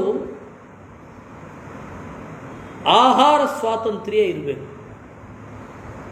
ಬೇರೆ ದೇಶವನ್ನು ಅವಲಂಬಿಸಿ ಬದುಕಿದ್ರೆ ಎಷ್ಟರ ಮಟ್ಟಿಗೆ ಏನು ಚೆನ್ನ. ಯಸ್ಯ ಸ್ಫೀತೋ ಜನಪದ ಸಂಪನ್ನ ಪ್ರಿಯ ರಾಜಕ. ರಾಜನಿಗೆ ಸಂಪತ್ತಿ ಇರಬೇಕು, ಆ ರಾಜನಿಗೆ ಪ್ರಜೆಗಳ ಪ್ರೀತಿ ಇರಬೇಕು. ಸಂತುಷ್ಟ ಪುಷ್ಟ ಸಚಿವ. ತೃಪ್ತರು ಬಲಿಷ್ಠರೂ ಆದ ಸಚಿವರಿರಬೇಕು. ಆ ರಾಜನ ಬೇರು ಗಟ್ಟಿಯಾಗಿದೆ ಅಂತ ಅರ್ಥ. ಯೋಧಾಯಸ್ಯ ಸುಸಂತುಷ್ಟಾ ಸ್ವನುರಕ್ತಾ ಸುಪೂಜಿತಾ ಅಲ್ಪೇನಾಪಿ ಸದಂಡೇನ ಮಹೀಂ ಜಯತಿ ಪಾರ್ಥಿವ. ಯೋಧರಿಗೆ ಸಂತೋಷ ಇರಬೇಕು, ಫಾಸ್ಟ್. ಯುದ್ಧ ಮಾಡುವವರಿಗೆ ಸಂತೋಷ ಇಲ್ಲದೆ ಹೋದ್ರ ಗತಿ ಏನು? ಸ್ವನುರಕ್ತಾ, ರಾಜನಲ್ಲಿ ಪ್ರೀತಿ ಇರಬೇಕು. ರಾಜನಿಂದ ಸನ್ಮಾನಕ್ಕೆ ಒಳಗಾದರೆ ಅವರಿಗೆ ಬಲ ಬರುತ್ತೆ. ಏನು ನಿಮ್ಮ ಜೊತೆ ಕಳಿತೀನಿ ದೀಪಾವಳಿ ಅಂದರೆ ಅವ್ರಿಗೇನೋ ಆಗ್ಬಿಡಲ್ಲ, ಅದೇ ಸತ್ಕಾರ ಅವರಿಗೆ. ಸುಪೂಜಿತ ಏನು ಒಂದ್ಸರ್ತಿ ಹೀಗೆ ನೋಡಿ ಕೈ ಆಡಿಸಿ ಬರ್ತಾರೆ, ಚೆನ್ನಾಗಿ ಮಾಡಿ ಅಂತಾರೆ ಅಷ್ಟೇ. ದೇಶ ರಕ್ಷಣೆ ಮಾಡೋರು ನೀವು ಅಂತಾರೆ ಪ್ರಧಾನಿಗಳು, ಅಷ್ಟು ಸಾಕ್ರಿ ಅವ್ರಿಗೆ. ಸುಪೂಜಿತ, ಯಾರೇ ಆಗಲಿ ಚೆನ್ನಾಗಿ ಮಾಡಿದಾಗ ಹೊಗಳ್ಬಿಡ್ಬೇಕು. ಏನದು ಒಂದು ಕೆಟ್ಟ ಸುಭಾಷಿತ ಹೇಳ್ತಾರೆ, ಅದರಲ್ಲಿ ಕೆಲವೊಂದು ಸತ್ಯ, ಕೆಲವೊಂದು ಸತ್ಯ ಅಲ್ಲ. ಏನು ಪ್ರತ್ಯಕ್ಷೇ ಗುರವಸ್ತುತ್ಯ ಪರೋಕ್ಷೇ ಮಿತ್ರ ಬಾಂಧವ. ಯಾರಪ್ಪ ಹೇಳಿದ್ದು? ಆ ಮಿತ್ರ ಅನ್ನೋ ಶಬ್ದದಲ್ಲಿಯೇ ಮಿತಂ ರಾತಿ ಅಂತ ಉಂಟು. ನೀವು ನನ್ನನ್ನು ಗೌರವಿಸಿದರೆ ನಾನು ನಿನಗೆ ಪ್ರತಿಫಲ ಕೊಡೋದು ಅಂತ ಅದರ ಅರ್ಥ. ಈ ಕೆಲವೊಂದು ಈ ಸುಭಾಷಿತಗಳೆಲ್ಲ ಇರುತ್ತೆ, ಆ ಸುಭಾಷಿತಗಳನ್ನು ಒಳ್ಳೆ ದೊಡ್ಡ ವೇದಾಂತದ ರೀತಿ ಇವರು ಹೇಳೋದು. ಅದನ್ನು ಅದರ ಮಿತಿ ಒಂದು ತಿಳ್ಕೊಳ್ಳೋದು ಬೇಡವಾ? ಪ್ರತ್ಯಕ್ಷೇ ಗುರುವಸ್ತುತ್ಯ ಪರೋಕ್ಷೇ ಮಿತ್ರ ಬಾಂಧವಾ ಪುತ್ರಂ ನೈವಚ ನೈವಚ ಭಾರ್ಯಾಂ ನೈವಚ ನೈವಚ ಅಂತ ಒಂದಿಷ್ಟು ಲಿಸ್ಟ್ ಹೇಳ್ತಾರೆ. ಅದೆಲ್ಲ ಅಸಂಗತ. ಈಗ ಏನು ಬೇಕೋ ಅದನ್ನು ಮಾಡಬೇಕಷ್ಟೇ. ದಶರಥ ರಾಮನನ್ನು ಎದುರುಗಡೆ ಹೊಗಳಿಲ್ವೇ? ಹೊಗಳಬಾರದಿತ್ತು ಅಂದರೆ ಅದನ್ನೆಲ್ಲ ತೊಗೊಂಡಾಗ ಅಲ್ಲಿ ಹೋಗೋದಲ್ಲ. ಅದೆಲ್ಲ ಒಂದು ಸುಭಾಷಿತ, ಒಂದು ಕಾಲದಲ್ಲಿ ಒಳ್ಳೆಯ ಮಾತು. ಅದು ಎಷ್ಟರ ಮಟ್ಟಿಗೆ ಕಾಲಗಳನ್ನು ದಾಟತ್ತೆ. ಅದೇ ನಾನು ಯಾವಾಗಲೂ ಹೇಳ್ತಿರ್ತೀನಲ್ಲ, ಈಗ ಬಂದ ದಾರಿಗೂ ಸುಂಕ ಉಂಟು ಅಂತ. ಹಾಗೆ ಅದರಿಂದ ಸುಪೂಜಿತ, ಗೌರವಿಸಬೇಕು. ಅವರ ಗುಣವನ್ನು ತಿಳಿದು ಗೌರವಿಸಿಬಿಟ್ಬಿಟ್ರೆ ಅದೇ ಅಲ್ವಾ ಡಿಗ್ನಿಟಿ ಆಫ್ ಲೇಬರ್ ಅಂತೆ. ಅಂದರೆ ಯಾವತ್ತೂ ಹೇಳಬಾರ್ದು ಅಂತ ಮುಖ ಬಿಂಬಗಂತ ಮಾಡ್ಕೊಂಡಿದ್ರಿ, ಹಾಗಲ್ಲ. ದಂಡೋ ಹಿ ಬಲವಾನ್ಯತ್ರ ತತ್ರ ಸಾಮ ಪ್ರಯುಜ್ಯತೆ ಪ್ರಧಾನಂ ಸಾಮಪೂರ್ವಂಚ ಭೇದ ಮೂಲಂ ಪ್ರಶಸ್ಯತೆ. ನೀವು ಎಲ್ಲಿ ಶಿಕ್ಷೆಯನ್ನು ಕೊಡಬಲ್ಲಿರೋ ಅಲ್ಲಿ ಲಾಬಿಯಿಂಗ್ ಜೋರಾಗಿರಬೇಕು. ಲಾಬಿಯಿಂಗು ಅಷ್ಟೇ ಪ್ರಬಲವಾಗಿದ್ದರೆ ದಂಡವನ್ನು ಕೊಡಬಹುದು ಅಂತ ಅರ್ಥ. ಪ್ರಧಾನಂ ಸಾಮಪೂರ್ವಂಚ, ದಾನ ಮಾಡಬೇಕು ಅಂತಂದರೆ ಅಲ್ಲಿ ಸಾಮ ಇರಬೇಕು. ನಾವೇನೋ ಒಂದು ವಸ್ತುವನ್ನು ಕೊಡ್ತೇನೆ, ತಗೊಳ್ಳೆ ಒಪ್ಕೊಂಬಿಡೆ ಅಲ್ಲಿಕ್ಕಾಗಲ್ಲ. ಅದಕ್ಕೆ ತಕ್ಕ ಹಾಗೆ ಒಳ್ಳೆ ಮಾತು ಇರಬೇಕು. ಪ್ರಧಾನಂ ಸಾಮಪೂರ್ವಂ ಹಿ ಭೇದ ಮೂಲಂ ಪ್ರಶಸ್ಯತೆ, ಅದರ ಜೊತೆಗೆ ಭೇದವೂ ಇರಬೇಕು. ನೋಡಿ, ನಾವು ನಿಮಗೆ ಹಿತವನ್ನು ಉಂಟು ಮಾಡುವವರು ಅವರಲ್ಲ. ಹೀಗೆ ಈ ನಾಲ್ಕು ಕೂಡ ನಾಲ್ಕು ಮುಖಗಳಿದ್ದ ಹಾಗೆ. ಅದಕ್ಕೆ ಮಲ್ಟಿ ಡೈಮೆನ್ಷನ್ ಇದೆ ಇದಕ್ಕೆಲ್ಲ ಅಂತ ಹೇಳಲಿಕ್ಕೆ ಬಹುಮುಖ ಇರುವ ಪ್ರಾಣಿಗಳನ್ನೇ ಲಾಂಛನವಾಗಿಸ್ಕೊಳ್ತಾ ಇದ್ರು ರಾಜರು. ಮಗಧ ದೇಶದ ಸಿಂಬಲ್ಲು 4 ಸಿಂಹ, ಅದು ಮಗಧ ದೇಶದ ಸಿಂಬಲ್ಲು. ಈಗ ಅಶೋಕ ಸಿಂಬಲ್ ಆಗೋಗಿದೆ. ಅದು 4ನೇದ್ದು ಕಾಣಲ್ಲ. ಹೌದು, ಯಾಕೆ ಕಾಣಬೇಕು? 4th ಡೈಮೆನ್ಷನ್ ಯಾವತ್ತೂ ಇನ್ವಿಸಿಬಲ್ಲೇ. ಅದರಿಂದಾಗಿ 4 ಒಟ್ಟಿಗೆ ಇರಬೇಕು. ಗಂಡ ಬೇರುಂಡ ಮೈಸೂರು ಅರಸರದ್ದು ಅಂದರೆ ಸಮರಕ್ಕೂ ಸಿದ್ಧ, ಸ್ನೇಹಕ್ಕೂ ಬದ್ಧ ಅಂತ ಅವೆಲ್ಲ ಆ ಒಂದು ಸಿಂಬಲ್ ಮಾಡ್ಕೊಳ್ಳೋದ್ರ ಹಿಂದೆ ಬಹಳ ಯೋಚನೆಗಳಿರುತ್ತೆ. ಒಂದು ಹೆಸರಿಟ್ಕೊಳ್ಳೋದ್ರ ಹಿಂದೆ ಅಂದರೆ ದೊಡ್ಡ ದೊಡ್ಡ ಕವಿಗಳು, ನಾ ಹೇಳ್ತಾ ಇರೋದು ದೊಡ್ಡ ದೊಡ್ಡ ಕವಿಗಳು ಲೈನ್ ಕೆಳಗಡೆ ಲೈನ್ ಬರೆಯೋರಲ್ಲ. ನೋಡಿ, ಪುರಂದರ ದಾಸರು ಅಂತ ಇರುತ್ತೆ, ಪುರಂದರ ವಿಠಲ. ಅದು ಛಂದಸ್ಸಿಗೆ ಯಾವುದೇ ರಾಗಕ್ಕೆ ಅದು ಅನುಕೂಲ. ನಾವು ಪುರಂದರ ವಿಠಲ, ಅವ್ರ ಹೆಸರು ಶ್ರೀನಿವಾಸ ನಾಯಕರು ಅಂತ ಇಟ್ಕೊಂಡಿದ್ದು ಪುರಂದರ ವಿಠಲ ಯಾಕೆ? ನಾನು ದೇಹಾಭಿಮಾನವನ್ನು ತೊರೆದಿದ್ದೇನೆ ಅಂತ. ಮತ್ತೆ ನನ್ನ ಗೊಂದಲ ಪುರವನ್ನು ದರ ಸೀಳಿದವ ದೇವರು ಪುರಂದರ ವಿಠಲ. ಅದು ಗಾನಕ್ಕೆ ತಕ್ಕಂತೆಯೂ ಇದೆ. ಯಾವುದೇ ವಿನ್ಯಾಸದ ನಡೆಗೆ, ಛಂದಸ್ಸಿನ ನಡೆಗೆ ತಕ್ಕಂತೆಯೂ ಇದೆ. ಅಂದಾಗಿ ಈಗ ರಾಗಗಳ ಹೆಸರೇ ಸಿಂಹೇಂದ್ರ ಮಧ್ಯಮ, ಮಾಯಾಮಾಳವ, ಗೌಳ ಆಯ್ತೆ, ಎಲ್ಲನೂ ಅದಕ್ಕೊಂದು ಇನ್ಸೈಟ್ ಇರುತ್ತೆ. ಛಂದಸ್ಸಿನ ಹೆಸರುಗಳಾಗಿರ್ಬೋದು. ಆ ರೀತಿ ನಾವು ಮೇಲ್ನೋಟಕ್ಕೆ ನೋಡೋದಲ್ಲ, ಅದರ ಸುತ್ತಮುತ್ತ ಯೋಚನೆ ಮಾಡಬೇಕು. ಹಾಗೆ ಇವರೆಲ್ಲ ರಾಜಲಾಂಛನವನ್ನು ಏನಿಟ್ಕೊಂಡಿದ್ದಾರೆ, 4 ಸಿಂಹಗಳು, ಆಮೇಲೆ ಗಂಡಭೇರುಂಡ ಮತ್ತು ವರಾಹ. ವಿಜಯನಗರದವರ ಅದಕ್ಕೆ ಕಾಸನ್ನು ವರಾಹ ಅಂತ ಕರೀತಾ ಇದ್ರು. ತಾರಕ ವರಾಹ, ಅದು ವರಾಹ ಆಗೋಗಿದೆ. ತಾರಕ ಅಂತಂದರೆ 1 ಪೈಸೆ, ತಾರಕ ಬಿಂದಿಗೆ 1 ಪೈಸೆ. ಅದರಿಂದಾಗಿ ಹಲವಾರು ಆಣೆಗಳು ಕೂಡಿದ್ರೆ 1 ತಾರಕ, ಆ ಥರದ್ದೆಲ್ಲ ಲೆಕ್ಕ ಉಂಟು. ಅದರಲ್ಲಿ ಬಹಳ ಅರ್ಥಗಳಿರುತ್ತೆ. ತಾರಕ ಅಂದ್ರೇನು? ಒಂದು ಹೆಸರಿಡೋದ್ರ ಹಿಂದೆ ಬಹಳ ಯೋಚನೆಗಳಿರುತ್ತೆ. ಅಂದರೆ ಮಲ್ಟಿಪಲ್ ಡೈಮೆನ್ಷನ್ಸ್ ಇರುತ್ತೆ. ಅದನ್ನೇ ತಮ್ಮ ರಾಜ ಚಿಹ್ನೆಯಾಗಿ ಮಾಡಿಕೊಂಡದ್ದು. ಹಾಗೆ ಇದು ಕೂಡ ದಂಡೋ ಹಿ ಬಲವಾನ್. ಅದರಿಂದಾಗಿ ದಂಡ, ಸಾಮ, ದಾನ, ಭೇದ ಆಂತರ್ಯದಲ್ಲಿ ಒಂದನ್ನೊಂದನ್ನು ಒಳಗೊಂಡು ಇರುತ್ತೆ. ತ್ರಯಾಣಾಂ ವಿಫಲಂ ಕರ್ಮ ಯದಾ ಪಶ್ಯೇತ ಭೂಮಿಪಃ ರಂಧ್ರಂ ಜ್ಞಾತ್ವಾ ತಥೋ ದಂಡಂ ಪ್ರಯುಂಜೀತ ಅವಿಚಾರಯನ್. ತ್ರಯಾಣಾಂ ವಿಫಲಂ ಕರ್ಮ, ಸಾಮ, ದಾನ, ಭೇದಗಳು ಯಾವಾಗ ವಿಫಲವಾಗತ್ತೆ ಅದನ್ನು ನೋಡಿಕೊಂಡು ದಂಡವನ್ನು ಪ್ರಯೋಗ ಮಾಡಬೇಕು. ರಾಜನಾದವ ಮೊದಲನೇ ಎತ್ಕೊತಾನೆ ದಂಡ ಪ್ರಯೋಗ ಮಾಡಿಬಿಡಬಾರದು. ಎಲ್ಲ ರಾಜರಿಗೂ ಇರುವಂಥದ್ದು. ಅವರು ಎಷ್ಟು ಯೋಚನೆ ಮಾಡಿದ್ರು. ಕೌರವರು ಯುದ್ಧ ಮಾಡುವ ಮೊದಲು, ಕೌರವರ ಜೊತೆಗೆ ಪಾಂಡವರು ಯುದ್ಧ ಮಾಡುವ ಮೊದಲು ಎಷ್ಟು ಯೋಚನೆ ಮಾಡಿದ್ರು. ಬಹಳ ಯೋಚನೆ ಮಾಡಿದ್ರು. ಯೋಚನೆ ಮಾಡಿ ಮಾಡಿ ಮಾಡಿ ಮಾಡಿ ಇನ್ಯಾವ ಬೇರೆ ದಾರಿಯೇ ಇಲ್ಲ ಅಂದಾಗ ಯುದ್ಧಕ್ಕೆ ಬಂದರು. ಆಯ್ತಾ? ಅಭಿಭೂತೋ ಯದಾ ಶತ್ರು ಶತ್ರುಭಿರ್ಬಲವತ್ತರೈ ಉಪೇಕ್ಷಾ ತತ್ರ ಕರ್ತವ್ಯ ಬದ್ಧತಾ ಬಲಿನಾಂ ಬಲಂ. ನಮ್ಮ ಶತ್ರು ಅವನ ಶತ್ರುವಿನಿಂದ ಸೋಲ್ತಾನೆ. ಅವಾಗೇನು ಮಾಡಬೇಕು? ಸುಮ್ಮನೆ ಇರಬೇಕು. ನೀವು ಮಧ್ಯದಲ್ಲಿ ತಲೆ ಹಾಕ್ಲಿಕ್ಕೆ ಹೋಗಬಾರದು. ನಮ್ಮ ಶತ್ರು ಅವರಿಗಿಂತ ಬಲಿಷ್ಠರಾದ ಶತ್ರುವಿನಲ್ಲಿ ಸೋತಾಗ ನಾವು ಸುಮ್ಮನೆ ಇರಬೇಕು. ಸಂತೋಷವನ್ನು ವ್ಯಕ್ತಪಡಿಸಬಾರದು, ದುಃಖವನ್ನು ವ್ಯಕ್ತಪಡಿಸಬಾರದು. ದುಃಖ ವ್ಯಕ್ತಪಡಿಸಿದ್ರೆ ಗೊಂದಲ ಆಗುತ್ತೆ, ಇವನು ಯಾರು ಅಂತ. ನಿಮಗೆ ಕೆಲವೊಂದು ಸರ್ತಿ ಏನಾಗತ್ತೆ, ಸಣ್ಣ ಹೇಳಿಕೆ ಅಡ್ವಾಣಿ ಆವಾಗ ಕೊಟ್ಟಿದ್ದು, ಜಿನ್ನಾ ವಾಸ್ ಸೆಕ್ಯುಲರ್ ಅಂತ. ಮೊಹಮ್ಮದ್ ಅಲಿ ಖಾನ್ ಜಿನ್ನಾ ಏನಿದ್ದಾನೆ ಒಂದು ಸೆಕ್ಯುಲರ್ ಅಂತ ಸ್ಟೇಟ್ಮೆಂಟ್ ಕೊಟ್ಟಿದ್ದು ಅಡ್ವಾಣಿ. ಅದರಿಂದಾಗಿ ಜನಕ್ಕೆ ಗೊಂದಲ ಆಗೋಯ್ತು, ಯಾರಿದು ಅಂತ. ಅಂದರೆ ನಮ್ಮ ಬಗ್ಗೆ ಕ್ಲಾರಿಟಿನೇ ಇರಲ್ಲ. ಏನಾರೊಂದಾಗಲಿ, ದ್ವೇಷಿಸ್ಲಿಕ್ಕಾಗಲಿ ಪ್ರೀತಿಸ್ಲಿಕ್ಕಾಗಲಿ ನಮ್ಮ ಬಗ್ಗೆ ಏನು ಕ್ಲಾರಿಟಿ ಇದೆ ಅದು ಇರಬೇಕು ಜನರಿಗೆ. ನಮ್ಮ ಬಗ್ಗೆ ಕ್ಲಾರಿಟಿನೇ ಇಲ್ಲ ಅಂದರೆ ಅವರು ನಮ್ಮನ್ನು ಸೋಲಿಸೋದು ಇಲ್ಲ, ಗೆಲ್ಲಿಸೋದು ಇಲ್ಲ. ಅದರ ಅರ್ಥ ಕಡೆಗೆ ಸೋತೇ ಬಿಡ್ತೀವಿ. ಅದರಿಂದ ನಾವು ಏನು ಅನ್ನೋದನ್ನು ಕ್ಲಿಯರಾಗಿ ತೋರಿಸ್ಕೊಂಡ್ಬಿಡ್ಬೇಕು, ಗೊಂದಲದಲ್ಲಿ ಇಟ್ಕೊಳ್ಳೋದಲ್ಲ. ದುರ್ಬಲೋ ಹಿ ಮಹೀಪಾಲೋ ಯದಾ ಭವತಿ ಪಾರತ ಉಪೇಕ್ಷಾ ತತ್ರ ಕರ್ತವ್ಯ ಚತುರ್ನಾಮ ವಿರೋಧಿನಿ.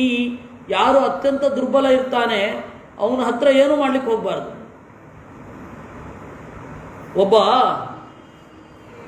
ಒಂದು ಕಥೆ, ಒಬ್ಬ ರಾಜ ಇದ್ದ, ಬಲಿಷ್ಠ ರಾಜ. ಅವನು ಇಬ್ಬರನ್ನ ರಾಯಭಾರಿಗಳಾಗಿ ಆಯ್ಕೆ ಮಾಡಬೇಕಾದ ಪ್ರಸಂಗ ಬಂತು. ಇಬ್ಬರಿಗೂ ಹಣವನ್ನು ಕೊಟ್ಟು, ಅಂದರೆ ಏನೇನು ಕಾಣಿಕೆಗಳನ್ನೆಲ್ಲ ಕೊಟ್ಟು, ಅಲ್ಲಿ ಒಬ್ಬ ರಾಜ ಇದ್ದಾನೆ, ಅವನ ಹತ್ತಿರ ಹೋಗಿ ನಮ್ಮ ಸ್ನೇಹವನ್ನು ಅಭಿವ್ಯಕ್ತಿಸಿ ಬಾ ಅಂತ. ಅವನು ಹೋದ ಸೀದಾ. ಮೊದಲನೇ ಅವನು ಹೋದವನು ವಾಪಸ್ ಬಂದ, ಯಾವ ಕಾಣಿಕೆಯೂ ಖರ್ಚಾಗಲಿಲ್ಲ, ಹಾಗೆ ವಾಪಸ್ಸು ಬಂದ. ಎರಡನೇ ಅವನು ಹೋದ, ಎಲ್ಲ ಕಾಣಿಕೆಗಳನ್ನು ಕೊಟ್ಟು ನಮ್ಮ ರಾಜರು ನಿನ್ನ ಕಡೆಗೆ ಸ್ನೇಹ ಹತ್ತ ಚಾಚಿದ್ದಾರೆ ಅಂತ ಹೇಳಿ ಬಂದ್ಬಿಟ್ಟ. ಆಗ ಮೊದಲನೇವನನ್ನೇ ರಾಯಭಾರಿಯಾಗಿ ಆಯ್ಕೆ ಮಾಡಿದ ರಾಜ. ಯಾಕೆ ಅಂದರೆ ಅವನು ಕಳಿಸಿದ್ದು ಇವನು ಸಾಮಂತನಲ್ಲಿಗೆ. ಸಾಮಂತನಲ್ಲಿಗೆ ಹೋಗಿ ರಾಜ ನಿನ್ನ ಹತ್ತಿರ ಸ್ನೇಹವನ್ನು ಬಯಸಿದ್ದಾನೆ ಅಂತ ಹೇಳಬೇಕಾ? ಅದೊಂದು ದೊಡ್ಡದಾಗೋಯ್ತು. ಅದರಿಂದ ಯಾರತ್ತ ಸ್ನೇಹ ಹಸ್ತ ಚಾಚಬೇಕು ಅನ್ನೋದು ಇರಬೇಕು. ಯಾರು ದುರ್ಬಲರಿರ್ತಾರೆ ಅವ್ರನ್ನ ಉಪೇಕ್ಷೆ ಮಾಡಬೇಕೇ ವಿನಃ ಅವ್ರನ್ನ ಸುಮ್ಮನೆ ತರೋದು ಎಳ್ಕೊಳ್ಳೋದು ಅವೆಲ್ಲ ಮಾಡಬಾರ್ದು. ಅವರನ್ನು ಬಳಸಬಹುದು.